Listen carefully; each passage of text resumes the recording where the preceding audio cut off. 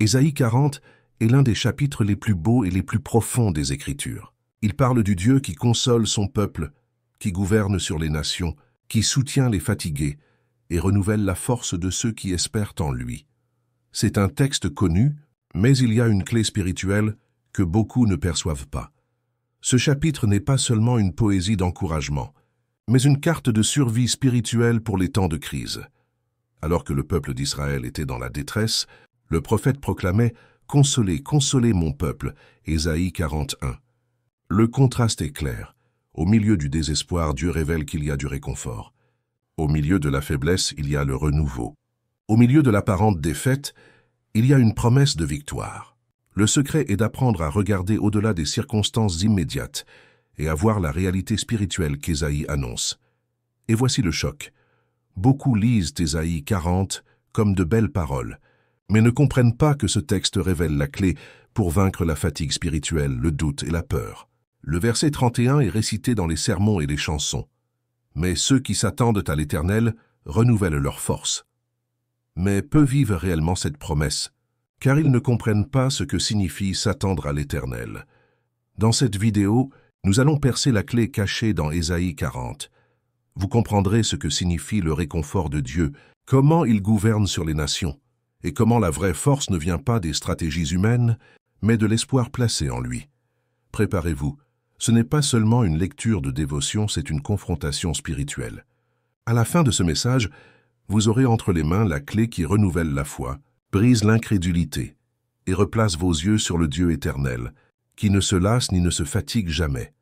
Le réconfort de Dieu au milieu du jugement Ésaïe 40 s'ouvre sur une phrase qui sonne comme un baume au milieu des cendres. « Consolez, consolez mon peuple, dit votre Dieu. » Ésaïe 41.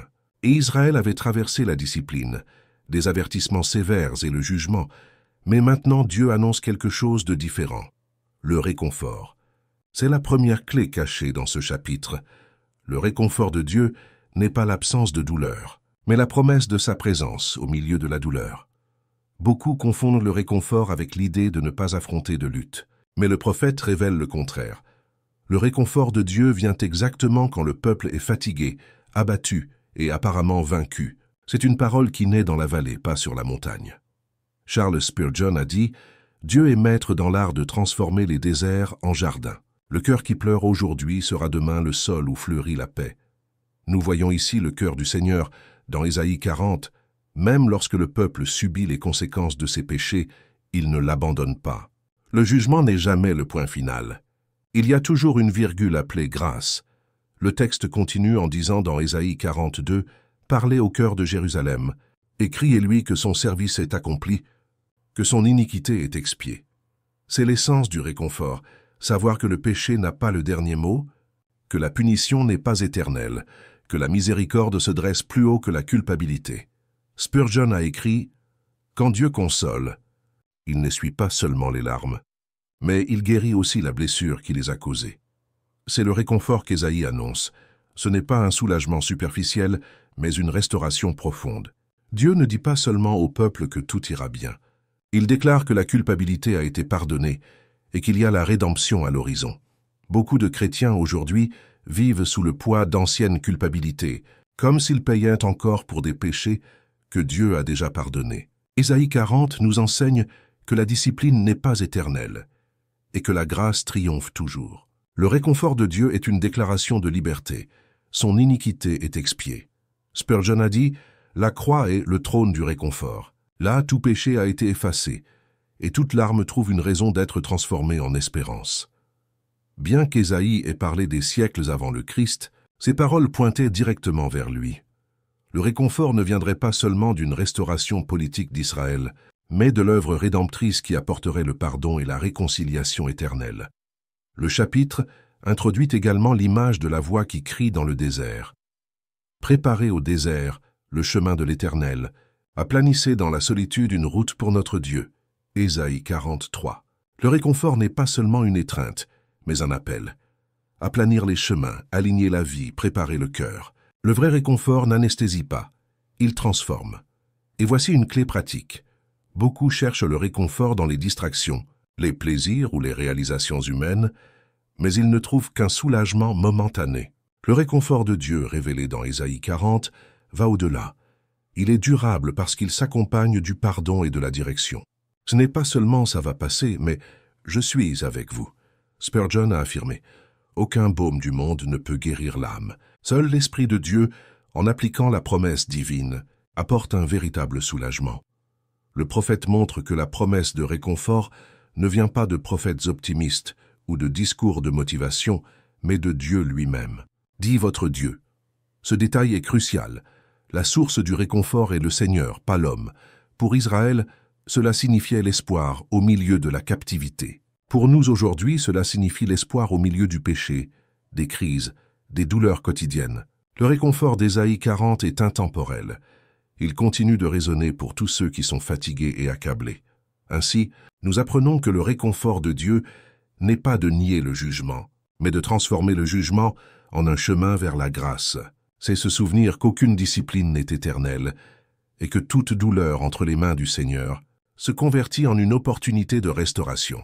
Spurgeon conclut « Le chrétien peut pleurer toute une nuit, mais s'il entend la voix de Dieu, l'aube apportera des chants de joie. » C'est la première clé cachée dans Ésaïe 40. Le réconfort de Dieu est plus fort que le jugement. Il ne dit pas seulement « c'est passé », mais il déclare « c'est pardonné » et il pointe vers un avenir plein d'espoir. Le Dieu qui gouverne les nations, Ésaïe 40, ne parle pas seulement de réconfort personnel. Il élargit la vision et montre la grandeur de Dieu sur toute la terre. Après avoir annoncé que le temps de la discipline d'Israël était terminé, le prophète révèle la scène du Dieu éternel, qui non seulement console son peuple, mais gouverne souverainement sur les nations. Dans Ésaïe 40, 15, nous lisons « Voici les nations sont comme une goutte d'eau qui tombe d'un seau, comme de la poussière sur une balance, qu'il enlève les îles comme une chose légère. » C'est une image puissante. Ce qui nous semble inébranlable, empire, royaume, pouvoir politique, n'est pour Dieu qu'une goutte qui s'échappe d'un seau, comme la poussière qui n'arrive même pas à être mesurée sur une balance. Voici la clé cachée. Aucune puissance humaine ne peut se comparer au gouvernement souverain de Dieu. Spurgeon a commenté « Les nations, dans leur gloire et leur force, ne sont que des grains de sable dans la paume de la main de Dieu. Ce qui est grand pour les hommes n'est rien devant le Très-Haut. » C'est un coup porté à l'arrogance humaine. Les rois, les gouvernants, les empires peuvent se lever. Mais devant Dieu, ils ne sont que de la poussière. Le prophète continue dans Ésaïe 40, 17. « Toutes les nations sont comme un néant devant lui. Il les considère comme moins que rien et comme un vide. » Ce n'est pas une vision pessimiste, mais une révélation spirituelle. Tout ce que l'homme construit en dehors de Dieu est vanité. Ce qui est exalté dans ce monde perd son sens devant l'éternité. Spurgeon a dit « L'homme sans Dieu peut accumuler des empires, mais tout cela ne pèse pas plus que la poussière que le vent emporte. » Cette citation fait écho à la sagesse d'Ésaïe, la grandeur des nations. Sans la bénédiction divine, n'est rien de plus que de la fumée. Voici la clé cachée dans Ésaïe 40. Dieu n'est pas seulement le Seigneur d'Israël, mais le roi souverain sur tous les peuples. Cette vérité devrait apporter à la fois du repos et de la crainte. Du repos, car nous savons que l'histoire n'est pas hors de contrôle. De la crainte, car aucun empire humain n'est éternel devant le trône de l'Éternel. Israël avait besoin d'entendre cela.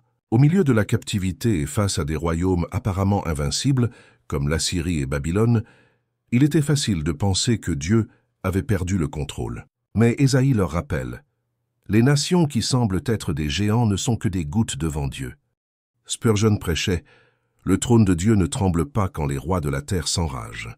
Au contraire, ils sont des marionnettes entre ses mains, et il les dirige selon sa volonté. » Quel réconfort et quelle confrontation! Le chrétien ne doit pas craindre le pouvoir humain comme s'il était absolu, car le seul pouvoir absolu appartient au Seigneur. Le contraste ici est essentiel. Les hommes placent leur confiance dans les armées, les économies, les gouvernements. Mais Ésaïe montre que rien de tout cela n'est solide devant Dieu. Ce qui semble imbattable aujourd'hui est de la poussière emportée par le vent demain. Seul le Seigneur demeure pour toujours. Cette révélation a une application directe dans nos vies. Combien de fois vivons-nous dans la crainte des systèmes, des structures, des puissants? Mais Ésaïe nous invite à lever les yeux et à nous souvenir que tous ceux-là sont limités. La clé est de ne pas se confier dans le bras de la chair, mais dans le bras éternel du Créateur. Spurgeon a dit « Celui qui craint Dieu n'a plus rien à craindre. » Le respect du Tout-Puissant chasse la peur des hommes. C'est la leçon. La souveraineté de Dieu sur les nations est la garantie que son peuple ne sera jamais abandonné. Et plus encore, ce texte pointe également vers le jugement. Aucun empire humain ne demeure, car seul le royaume de Dieu est éternel. Les Babyloniens, les Grecs, les Romains, tous sont tombés. Mais le trône de Dieu demeure ferme. Le réconfort d'Ésaïe 40 est de nous souvenir que l'histoire ne va pas au hasard, mais qu'elle est dirigée par le Seigneur des armées. Par conséquent, la clé cachée ici est la suivante. Ne soyez pas impressionnés par la force des nations, car devant Dieu elles sont moins que rien. Le seul royaume qui n'aura pas de fin est le royaume du Seigneur. La fragilité de l'homme et l'éternité de la parole après avoir annoncé le réconfort et affirmé la souveraineté de Dieu sur les nations, Ésaïe 40, nous conduit à l'une des clés les plus profondes du chapitre, le contraste entre ce qui est passager et ce qui est éternel. Dans Ésaïe 40, 6-8, il est écrit « Toute chair est comme l'herbe, et tout son éclat comme la fleur des champs. L'herbe sèche et la fleur tombe, quand le souffle de l'Éternel passe dessus. » Certes, le peuple est comme l'herbe. L'herbe sèche et la fleur tombe, mais la parole de notre Dieu subsiste éternellement. Ici, le prophète nous rappelle la fragilité de la vie humaine. Tout ce que l'homme exalte, sa force, sa beauté, sa gloire, est comme une fleur qui fleurit aujourd'hui et se fane demain. La clé cachée est claire. La seule chose qui demeure est la parole du Seigneur. Charles Spurgeon a dit « La vie humaine est un souffle, mais la parole de Dieu est le rocher éternel sur lequel nous pouvons poser nos pieds. » C'est la grande leçon d'Ésaïe 40. La gloire de l'homme est temporaire, mais la vérité de Dieu ne vieillit jamais, ne perd jamais de son éclat, ne faillit jamais. Le prophète utilise une image que tout le monde peut comprendre. L'herbe sèche, la fleur tombe. Il en est de même de l'homme. Aujourd'hui plein de vigueur, demain abattu par la mort. Aujourd'hui exalté, demain oublié. Mais en contraste, la parole du Seigneur continue de résonner de génération en génération. Spurgeon a affirmé « Les hommes meurent, mais la vérité qu'ils ont prêchée continue de vivre. » Le prédicateur est oublié, mais la parole qu'il a annoncée ne périra jamais. C'est la certitude qui soutient le peuple de Dieu. Notre vie est brève, mais nous sommes liés à quelque chose d'éternel. Ce contraste est fondamental, car la fragilité humaine génère deux tentations, l'orgueil et le désespoir. L'orgueil fait penser à l'homme que sa gloire est durable, que son pouvoir sera éternel. Mais Ésaïe brise cette illusion en disant « Le peuple est comme l'herbe ». D'un autre côté, le désespoir conduit beaucoup à croire que la vie n'est que vanité, sans but. Ésaïe répond « La parole de notre Dieu subsiste éternellement ». En d'autres termes, la clé cachée réside dans l'équilibre. Reconnaître notre fragilité, mais aussi nous confier dans la fermeté de la parole. Spurgeon prêchait « Celui qui s'accroche aux hommes s'accroche à de la paille. Celui qui s'accroche à la parole de Dieu tient une corde qui descend du ciel. » C'est la sécurité du croyant. Même si la vie est passagère, la promesse de Dieu est ferme. Cela nous confronte également à la manière dont nous investissons notre existence. Beaucoup passent leur journée dans des choses qui se fanent, vanité, richesse, statut. Mais Ésaïe nous rappelle que tout cela tombe comme la fleur des champs. La clé est d'investir dans ce qui est éternel, la parole de Dieu qui ne périt jamais. Spurgeon a dit « Construire sa vie sur l'homme, c'est construire sur des sables mouvants. La construire sur la parole, c'est construire une maison sur le rocher éternel. » C'est le fondement de l'espérance chrétienne. Même si notre chair s'use, même si les empires tombent, même si le monde change, la parole de Dieu demeure. L'apôtre Pierre a cité exactement ce texte dans sa lettre, 1 Pierre 1, 24-25, montrant que cette clé reste valable à toutes les époques. L'homme est comme l'herbe, mais la parole du Seigneur demeure. Cela nous rappelle que l'Écriture est vivante, actuelle et immuable. Par conséquent, Ésaïe 40 nous place devant ce choix. Allons-nous vivre comme des fleurs qui se fanent ou comme des graines plantées dans l'éternité? Allons-nous investir dans des vanités passagères ou dans la parole qui ne peut être brisée? Spurgeon a conclu « La gloire humaine est comme une bougie dans le vent, mais la parole de Dieu est comme le soleil qui ne s'éteint jamais. » C'est la clé cachée du chapitre. Reconnaître notre fragilité et nous accrocher à ce qui est éternel. Le Dieu pasteur et roi Ésaïe 40 est l'un des chapitres les plus majestueux des Écritures, car il présente un portrait de Dieu qui unit deux aspects apparemment opposés, le pouvoir royal qui gouverne les nations et la tendresse pastorale qui prend soin des individus. La clé cachée ici est de comprendre que le Seigneur n'est pas seulement grandiose, mais aussi proche. Il n'est pas seulement roi, mais aussi berger. Au verset 10, nous lisons « Voici le Seigneur l'Éternel vient avec puissance, et son bras exerce sa domination. Voici, son salaire est avec lui, et sa récompense le précède. » C'est l'image du roi souverain, du Seigneur qui règne avec une force irrésistible. Mais juste après, au verset 11, le ton change. Comme un berger, il paîtra son troupeau, il prendra les agneaux dans ses bras, il les portera sur son sein, et il conduira doucement celles qui allaitent. Quel contraste extraordinaire! Le même Dieu dont le bras domine les nations est celui qui porte les agneaux dans ses bras. Le même roi qui apporte la récompense dans ses mains est le berger qui conduit doucement les brebis fatiguées. Voici la clé. La grandeur de Dieu ne nous éloigne pas de lui, mais nous en rapproche par un soin tendre. Charles Spurgeon a commenté « Le bras de Dieu est assez fort pour gouverner le monde et, en même temps, assez délicat pour porter un agneau fragile. C'est l'équilibre parfait de la révélation biblique. Si nous ne voyons que le roi, nous pourrions avoir peur et nous enfuir. Si nous ne voyons que le berger, nous pourrions banaliser et mépriser.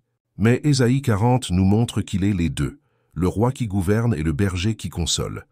Cette vérité a de profondes implications pour notre foi. Beaucoup vivent avec une vision déformée de Dieu. Certains le voient seulement comme un juge sévère, distant, inaccessible.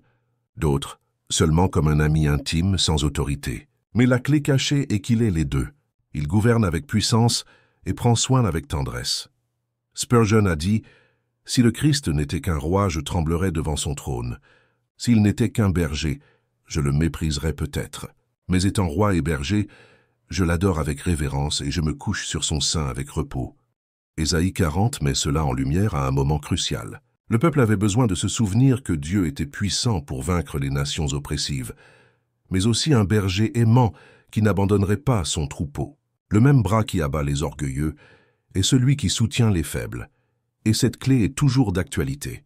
Combien de personnes aujourd'hui vivent dans la peur des systèmes, des gouvernements, des pouvoirs qui semblent écrasants? Ésaïe nous rappelle, le bras du Seigneur domine. Mais en même temps, combien vivent fatigués, blessés, fragiles face à la vie? Ésaïe nous rappelle aussi, le même bras les porte avec soin. Spurgeon a écrit, « La grandeur de Dieu n'est pas là pour nous éloigner, mais pour nous attirer. Plus il est grand, plus il est capable de prendre soin de nous. » C'est un pur réconfort. Nous ne suivons pas un Dieu indifférent, mais un roi berger. Il ne gouverne pas de loin, mais marche avec ses brebis. L'image du berger dans Ésaïe 40, 11 est empreinte de tendresse. Il ne guide pas seulement le troupeau, mais il prend les agneaux dans ses bras. Les petits, les faibles, ceux qui ne peuvent pas encore marcher avec fermeté, sont portés sur son sein. Et celles qui allaitent, il les conduit doucement, sans se presser, sans poids insupportables. Ce soin détaillé montre que la souveraineté de Dieu n'est pas froide, mais compatissante. Spurgeon conclut, le Christ a une couronne et une houlette, un sceptre et un sein. Il est le souverain absolu, et en même temps le berger compatissant. Voici la clé cachée dans Ésaïe 40. Le même bras qui gouverne les étoiles est celui qui soutient votre vie. Par conséquent, l'invitation de ce chapitre est de vivre en équilibre, craignant la grandeur du roi, mais se confiant dans la tendresse du berger. La révérence et la confiance vont de pair. Il domine sur tout, mais il vous guide aussi personnellement. Le Dieu incomparable et la fin de l'idolâtrie Ésaïe 40 arrivent à un point de confrontation. Après avoir présenté le Dieu qui console, qui règne et qui fait paître, le prophète pose une question incisive. « À qui me comparerez-vous pour que je lui ressemble ?» Dit le saint Ésaïe 40, 18. Voici la clé cachée, il n'y a pas de comparaison possible. L'idolâtrie, sous toutes ses formes, est la tentative humaine de réduire l'infini à la taille du fini. Ésaïe montre la folie de cette pratique. L'homme façonne des images en or ou en bois, les orne de décoration, les fixe avec des clous pour qu'elles ne tombent pas. Ésaïe 40, 19, 20. Mais tout cela n'est qu'impuissance face au Dieu éternel. Charles Spurgeon a commenté « L'idole a besoin d'un clou pour ne pas tomber. Le Dieu vivant soutient l'univers sans effort. » Cette ironie est puissante. Les hommes créent des dieux fragiles et dépendants, tandis que le vrai Dieu gouverne sur tout et tous. Ésaïe 40, 21, 22 va plus loin. Ne le savez-vous pas? Ne l'avez-vous pas entendu? Ne vous l'a-t-on pas fait savoir dès le commencement? N'avez-vous pas compris les fondements de la terre? C'est lui qui est assis au-dessus du cercle de la terre, dont les habitants sont comme des sauterelles. C'est lui qui déploie les cieux comme une toile légère et les étend comme une tente pour y habiter. La comparaison est écrasante.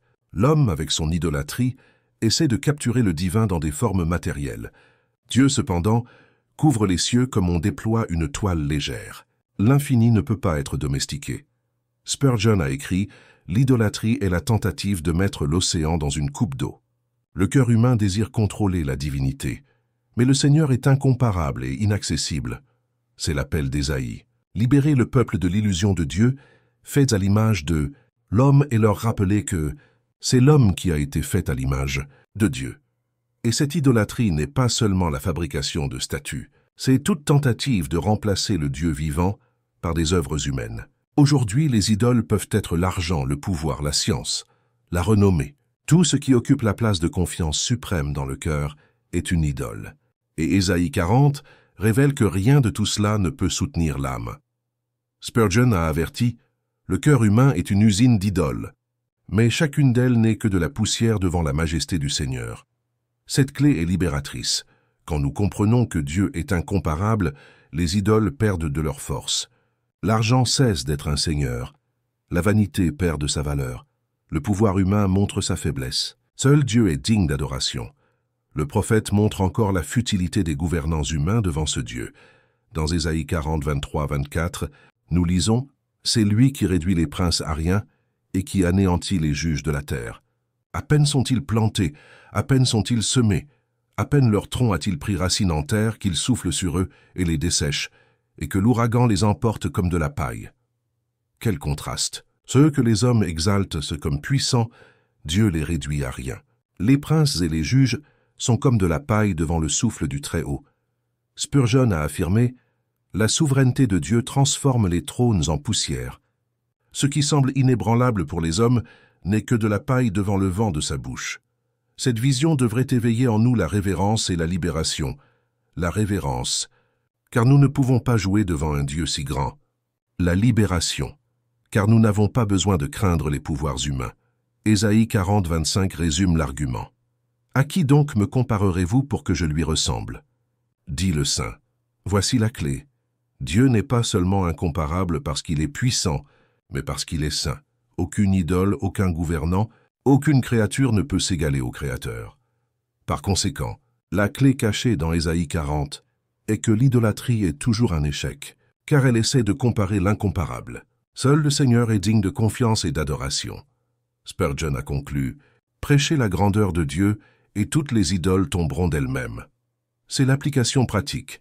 Plus nous connaissons le Dieu incomparable, moins il reste de place pour les idoles dans notre cœur.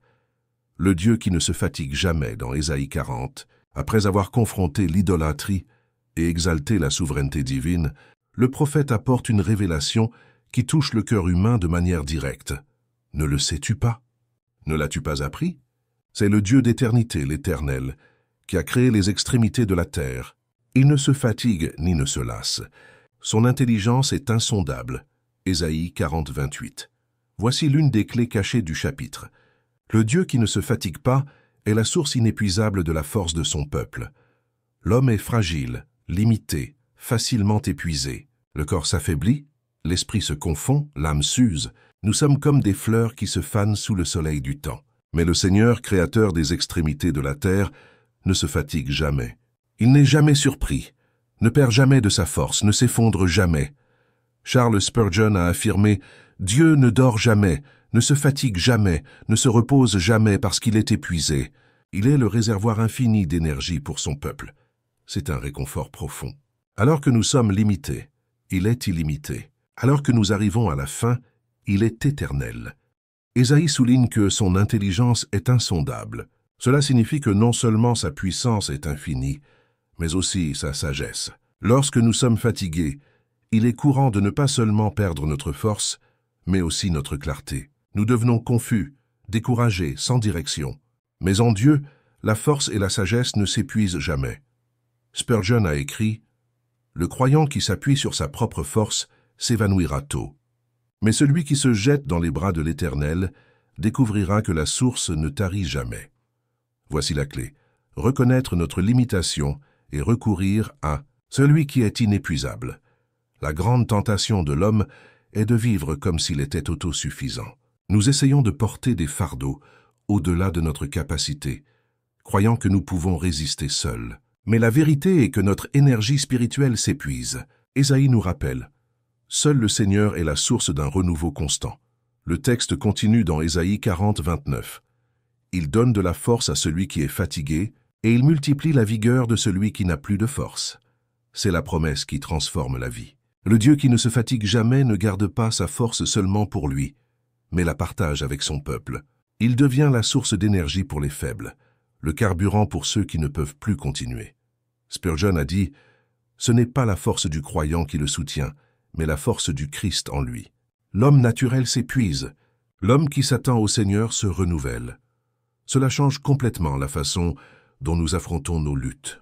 Le chrétien n'est pas appelé à vaincre par son propre bras, mais à dépendre de Dieu. Ésaïe prend soin de souligner que même les jeunes, symbole de la vigueur humaine, se fatiguent et trébuchent. Ésaïe 40, 30. Cela signifie que peu importe l'âge, la compétence ou l'énergie naturelle, tout le monde, à un moment donné, atteint ses limites. Mais Dieu n'a pas de limites. Spurgeon a averti, « La jeunesse s'enorgueillit de sa force, mais même elle se brise. Le vieillard humilié qui s'attend au Seigneur, lui, est porté sur des ailes. » C'est le paradoxe du royaume. Ce n'est pas le plus fort qui gagne, mais celui qui apprend à s'attendre au Seigneur. Le contraste est clair. L'homme est passager, Dieu est éternel. L'homme s'épuise, Dieu est inépuisable. L'homme a besoin de repos, Dieu est la source du repos. La clé cachée dans Ésaïe 40 est de vivre non pas dans l'illusion de l'autosuffisance, mais dans la dépendance continue du Seigneur. Cette promesse culmine dans le célèbre verset 31. « Mais ceux qui s'attendent à l'Éternel renouvellent leur force. Ils prennent leur envol comme des aigles. Ils courent sans se lasser, ils marchent sans se fatiguer. » C'est la victoire que le prophète annonce. L'espérance en le Seigneur transforme la faiblesse en force, le découragement en courage, la fatigue en persévérance. Spurgeon a conclu, « L'aigle ne s'élève pas en battant désespérément des ailes, mais en se confiant dans les courants d'air qui le portent. » Il en est de même pour le croyant. Il ne vint pas par l'effort humain, mais par l'espérance qui le soulève jusqu'à Dieu. Par conséquent, la clé cachée dans Ésaïe 40, 28, 31 et la suivante, la force du chrétien ne vient pas de lui, mais du Dieu qui ne se fatigue jamais. Celui qui apprend à s'attendre au Seigneur expérimente un renouveau surnaturel, capable de traverser les déserts, de supporter les guerres et de chanter encore la victoire. Vivre dans la force qui vient du Seigneur. Ésaïe 40 se termine par une promesse qui a traversé les siècles et qui reste l'un des textes les plus mémorables de la Bible. Mais ceux qui s'attendent à l'Éternel renouvellent leur force. Ils prennent leur envol comme des aigles. Ils courent sans se lasser. Ils marchent sans se fatiguer. Ésaïe 40, 31. Voici la clé finale cachée dans le chapitre. La vie chrétienne n'est pas soutenue par notre énergie, mais par le renouveau constant qui vient du Seigneur. Ce n'est pas une promesse poétique, mais une stratégie de survie spirituelle. Charles Spurgeon a dit « L'attente en Dieu est le secret de la vie chrétienne. Ce n'est pas une attente oisive, mais une confiance active qui transforme la faiblesse en puissance. C'est le premier point de l'application. S'attendre ne signifie pas croiser les bras, mais faire confiance de telle manière que notre âme s'ancre dans la fidélité de Dieu. C'est abandonner le contrôle, reconnaître ses propres limites et se ravitailler à la source inépuisable du Seigneur. Le prophète décrit 3 images de renouveau, s'élever sur des ailes comme les aigles. L'aigle ne s'épuise pas en battant des ailes, mais se confie dans les courants d'air qui l'élèvent. Il en est de même pour le chrétien qui se confie en Dieu. Il ne dépend pas de l'effort humain, mais de la grâce qui le soutient au-dessus des tempêtes. Courir sans se lasser. Il y a des moments dans la vie où nous devons accélérer, affronter des batailles intenses. Dieu promet la force de courir sans faiblir, marcher sans se fatiguer. La majeure partie de la vie chrétienne est une marche, pas une course. C'est la routine, la persévérance quotidienne. Ici aussi, Dieu promet son soutien. Spurgeon a écrit « Le croyant ne vit pas d'un seul vol d'aigle. Il vit de la marche constante avec Dieu, soutenu par une force renouvelée chaque jour. » En d'autres termes, le chrétien n'est pas appelé seulement pour des moments extraordinaires, mais pour une constance surnaturelle. Cette promesse a des implications directes pour notre quotidien. Combien de personnes vivent épuisées non seulement physiquement mais spirituellement. Combien ont l'impression que leurs forces sont épuisées? Ésaïe 40 nous rappelle « La force dont nous avons besoin n'est pas en nous, mais en Dieu. » Et voici la clé pratique. La prière et l'espérance sont le canal par lequel nous recevons ce renouveau. Le texte ne dit pas « les forts renouvelleront leurs forces », mais ceux qui s'attendent à l'Éternel. Cela ne dépend pas de l'âge, du statut, de l'expérience, mais de la confiance. Spurgeon a dit « Ceux qui se confient en eux-mêmes tombent. Ceux qui se confient en les hommes sont déçus. Mais ceux qui se confient en l'Éternel se renouvellent comme le matin qui ne manque jamais de se lever. » C'est l'application la plus simple et la plus puissante. S'attendre au Seigneur chaque jour.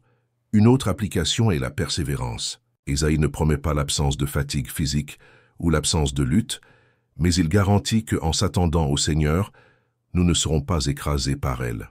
La vie chrétienne n'est pas exempte de tribulations, mais elle est soutenue par une force qui ne s'épuise pas. Spurgeon a affirmé « Le chrétien n'est pas épargné de la bataille, mais il est fortifié en elle. » La victoire n'est pas l'absence de lutte, mais la grâce de rester debout. C'est la beauté d'Ésaïe 40. La promesse n'est pas que nous n'affronterons jamais de tempête, mais que nous aurons toujours des ailes pour voler au-dessus d'elles, des jambes pour courir à travers elles, et des pas fermes pour marcher malgré elles. Enfin, cette clé est aussi un appel à l'espérance éternelle. Le renouveau annoncé ici pointe vers quelque chose de plus grand. Un jour, nous n'aurons plus besoin de renouveau, car nous serons transformés en gloire éternelle. En attendant, la promesse se renouvelle chaque matin. Dieu ne se fatigue pas, et ceux qui s'attendent à lui ne faibliront pas non plus. Spurgeon conclut par une phrase qui fait écho à la force d'Ésaïe 40. L'espérance en l'Éternel est la jeunesse éternelle de l'âme. Tandis que le corps s'use, la foi se renouvelle et le chrétien vit comme quelqu'un qui marche vers le soleil, qui ne se couche jamais. Par conséquent, la clé cachée dans Ésaïe 40 est la suivante. Vivez chaque jour non pas dans votre propre force, mais dans la force qui vient de l'attente au Seigneur. Chaque matin, renouvelez votre espoir, et vous découvrirez que le Dieu qui ne se fatigue jamais est aussi le Dieu qui ne vous laissera jamais tomber. Mon frère, ma sœur, vous venez d'entendre la clé cachée dans Ésaïe 40. Le Dieu éternel qui ne se fatigue jamais, qui gouverne sur les nations et qui porte les agneaux dans ses bras, est le même qui promet de renouveler votre force. Vous pouvez être fatigué, vous pouvez être faible, vous pouvez être sans direction. Mais la parole déclare « Ceux qui s'attendent à l'Éternel renouvellent leur force ». Cette promesse n'a pas failli pour Israël, n'a pas failli pour l'Église au fil de l'histoire, et ne faillira pas pour vous. Charles Spurgeon a dit « S'attendre à Dieu est la jeunesse éternelle de l'âme ». C'est la clé. S'attendre en lui, se confier en lui, se reposer en lui. Maintenant, c'est à votre tour. Prenez la décision aujourd'hui de vous attendre au Seigneur, non pas à votre propre force, ni aux idoles de ce monde. Écrivez dans les commentaires « Je me confie en le Seigneur ». Partagez ce message avec quelqu'un qui est fatigué et a besoin d'entendre cette promesse. Abonnez-vous à la chaîne L'École du Prince. Activez la cloche et marchez avec nous à la recherche de la parole qui libère et confronte. Ne luttez pas seul. Le Dieu qui ne se fatigue jamais est la source de votre force.